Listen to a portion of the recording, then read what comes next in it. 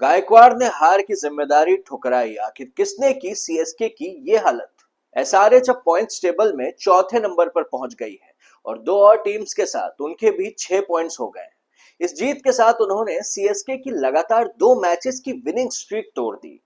देखा जाए तो मैच काफी क्लोज था, कांटे की टक्कर थी, लेकिन एंड में सनराइजर्स हैदराबाद ने सिर्फ 10 रन से जीत हासिल कर ली। अब बात सीधी सी है, अगर चेन्नई की बैटर्स थोड़ा और दम दिखाते तो हैदराबाद अपने 7 साल में पहली जीत का सेलिब्रेशन नहीं कर पाता। मैच का एक बड़ा टर्निंग पॉइंट संजू सैमसन का विकेट रहा, क्योंकि आरजीआई स्टेडियम में उनका टी20 रिकॉर्ड काफी स्ट्रॉन्ग रहा है। सीएसके के लिए ऋतुराज गायकवाड़ एक बार फिर फ्लॉप रहे और मात्रे जो अच्छी फॉर्म में लग रहे थे, उन्हें हैमस्ट्रिंग इंजरी हो गई जो शायद उन्हें पूरे सीजन बाहर करते।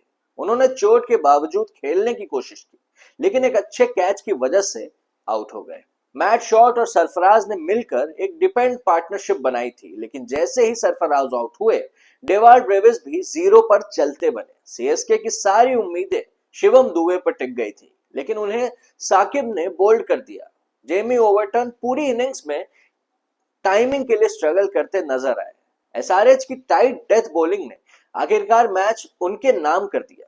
ईशान मलिंगा ने सबसे ज्यादा 3 विकेट्स लिए, जबकि साकिब और नीतीश ने भी काफी इंप्रेस किया। पहली इनिंग्स में उपाल में थोड़ा अजीब सा सन्नाटा था, क्योंकि होम फैंस को लग रहा था कि स्कोर थोड़ा कम रह गया है, लेकिन पिच उतनी इजी नहीं थी और अगर ड्यू का फैक्टर नहीं होता तो सीएसके के लिए चेज मुश्किल ही रहना था। सीएसके ने मैट शॉट को इसलिए खिलाया था ताकि वो ट्रेविस हेड और अभिषेक शर्मा की जोड़ी को रोक सके। शॉट ने शुरू में टाइट बॉलिंग की, लेकिन जैसे ही उन्हें तीसरा ओवर मिला, अभिषेक ने उन पर अटैक कर दिया और एक ही ओवर में 25 रन निकाल लिए। उस मोमेंटम के बाद एसआरएच ने सिर्फ 16 बॉल्स में 52 रन बना दिए और वो बिल्कुल क्रशिंग मोड में दिख रहे थे।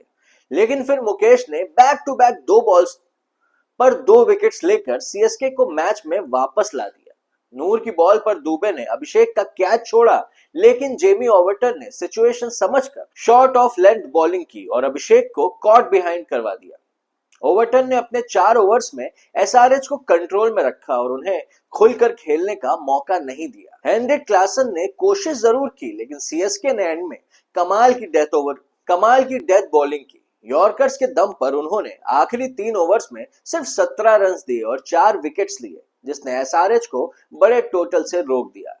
हार के बाद सीएसके के कैप्टन ऋतुराज गायकवाड़ ने कहा कि पावर प्ले में एसआरएच की बैटिंग देखकर उन्हें लगा था कि स्कोर 220 से 230 तक ही पहुंच जाएगा, इसलिए उन्हें 200 से नीचे रोकना एक पॉजिटिव था। उन्होंने ये भी बताया कि चेस के दौरान लास्ट 10 ओवर्स में सिर्फ 80 रन चाहिए थे और वहां से बस 1-2 स्ट्रॉन्ग पार्टनरशिप की जरूरत थी। लेकिन 10th ओवर के बाद अगले 2 ओवर्स में सिर्फ 4 रन आए, जहां मैच हाथ से निकल गया। उनका मानना है कि डेथ ओवर्स में 12-13 का रन रेट चेस करना हमेशा मुश्किल होता है। ऋतुराज ने अपनी बॉलिंग यूनिट की तारीफ करते हुए कहा कि पिछले कुछ मैचेस से बॉलर्स लगातार अच्छा परफॉर्म कर रहे हैं। उन्होंने माना कि अभिषेक शर्मा ने पावर प्ले में जबरदस्त बैटिंग की, लेकिन ओवरऑल बॉलर्स ने काफी कंट्रोल दिखाया। उन्होंने खास तौर पर अंशुल काम्बोज की तारीफ की और कहा कि वो अपनी डेथ बॉलिंग पर काफी मेहनत कर रहे हैं। उन्हें अंशुल की क्लैरिटी और कॉन्फिडेंस पसंद आए, क्योंकि हर बॉलर कैप्टन को इतने क्लियर आइडियाज नहीं दे पाता। अब सवाल ये उठता है कि गलती किसकी थी, बैटिंग यूनिट की, मिडिल ओवर्स की स्लो डाउन की, या फिर प्रेशर हैंडल ना कर पाने की। बाकी आप बताओ, सीएसके की इस परफॉर्मेंस पर आपका क्या ख्याल है? कमेंट सेक्शन में जरूर बताना। अगर आपको ये वीडियो पसंद आई हो तो लाइक और शेयर जरूर करें और चैनल को सब्सक्राइब करना बिल्कुल मत भूलिएगा। मैं मिलता हूं आपसे अगली वीडियो में।